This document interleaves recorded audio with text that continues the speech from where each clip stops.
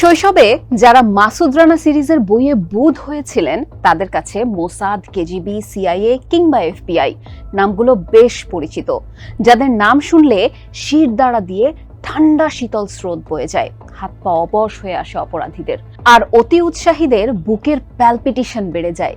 এগুলো সবই গোয়েন্দা সংস্থা যেখানে কাজ করেন দুর্ধর্ষ সব স্পাই, যাদের জীবনাচরণ থাকে রহস্যে ঘেরা। সেই রহস্যজট খোলা বিশাল হ্যাপার ব্যাপার। প্রায় তাদের বিরুদ্ধে শত্রু দেশের শীর্ষস্থানীয় ব্যক্তিদের হত্যার অভিযোগ ওঠে।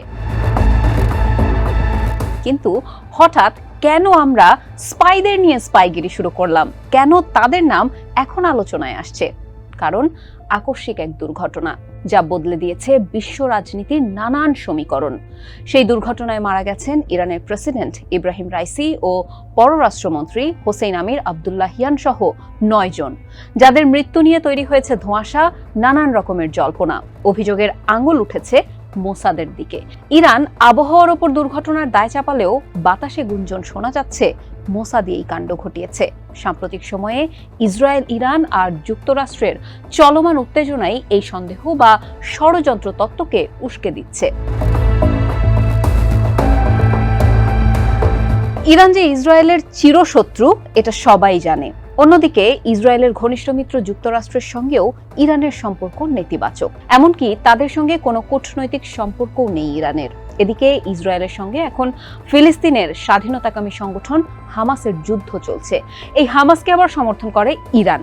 গত 7 অক্টোবর হামাস ইসরায়েলের সীমানায় ঢুকে হামলা চালায়। তারা ফিলিস্তিনের গাজা উপত্যকা থেকে একের পর এক রকেট হামলা শুরু করে ইসরায়েলে। সীমান্ত পার হয়ে ইসরায়েল নিয়ন্ত্রিত ভূখণ্ডে ঢুকে পড়েন হামাস যোদ্ধারা। কিন্তু এমন হামলা হতে পারে তার বিন্দুমাত্র ধারণাও ছিল না ইসরায়েলি বাহিনীর।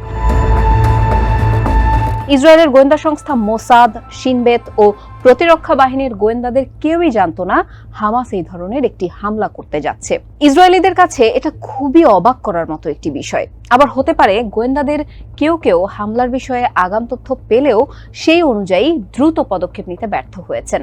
তখন মোসাদের সক্ষমতা নিয়ে প্রশ্ন ওঠে। স্বাভাবিকভাবেই যা ভালোভাবে নিতে পারেনি তারা। সেই প্রতিশোধ নিতে এই দুর্ঘটনা ঘটানো মোসাদের পক্ষে অসম্ভব কিছু নয়। যদিও সংস্থাটি কোনো রাষ্ট্রের শীর্ষ কোনো ব্যক্তিকে হত্যা করেছে এমন কোনো নজির এখন অবধি নেই। গত 19 মে যুক্তরাষ্ট্রের তৈরি বেল 212 মডেলের একটি হেলিকপ্টারে করে আজারবাইজান সীমান্তবর্তী এলাকায় বাঁধ উদ্বোধন করতে গিয়েছিলেন রাইসি ও নিহত অন্যান্যরা। ফেরার পথে একটি পাহাড়ি এলাকায় যেটি বিধ্বস্ত হয়। এখন সন্দেহ করা হচ্ছে আমেরিকার তৈরি ওই হেলিকপ্টারটির পাইলট ক্যাপ্টেন মোস্তাফা ভি মোসাদের একজন এজেন্ট ছিলেন।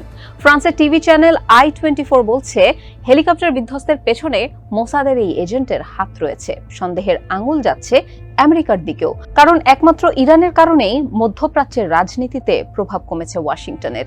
সেখানে জায়গা করে নিচ্ছে আমেরিকার চরম শত্রু চীন। এছাড়া কাসেম সোলাইমানির মতো প্রভাবশালী নেতাকেও হত্যা করেছিল যুক্তরাষ্ট্র। বিশ্বের সব দেশেই সরকারি গোয়েন্দা সংস্থা রয়েছে।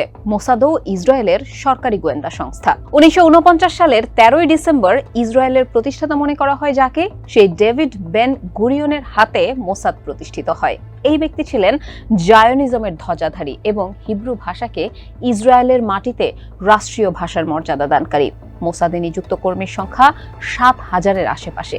এটা স্রেফ একটা ধারণা, কারণ সংস্থাটি অত্যন্ত গোপনীয়তা রক্ষা করে চলে এবং তাতে তাদের বেশ সাফল্যও আছে। তাই সংখ্যা নিশ্চিত হওয়া সম্ভব নয়। এমনকি মোসাদের সদর দপ্তর কোথায় সেটিও এখনো কেউ জানে না। যোগাযোগের জন্য কোনো টেলিফোন নম্বর নেই।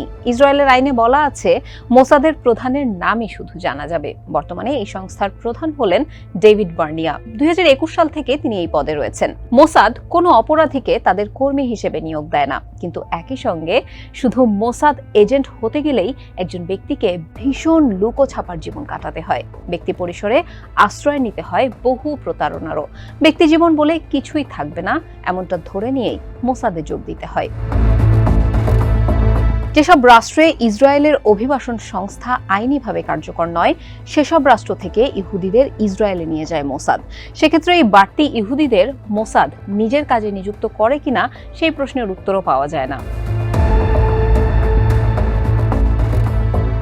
মোসাদের রেকর্ড বুকে সফলতার হিসাবটাই বেশি, আবার এও বলা যায় তারা নিজেদের সফলতার গল্পই বেশি ছড়িয়ে দেয়। মোসাদের সাফল্যের কথা বলতে গেলে 1960 সালের অপারেশন ফিনালে, 1962 সালের নাৎসি বিজ্ঞানীদের বিরুদ্ধে মোসাদের অভিযান, 1966 সালে অপারেশন ডায়মন্ড তথা ফাইটার জেট ছিনতাই, এমন বহু ঘটনায় আসবে।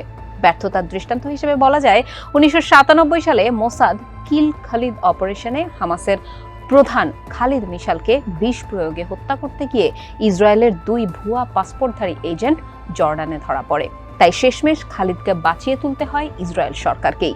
মোসাদের অপারেশন রাত অফ গড নিয়ে মিউনিক নামে গোটা একটা সিনেমায় বানিয়েছেন স্টিভেন স্পিলবার্গ।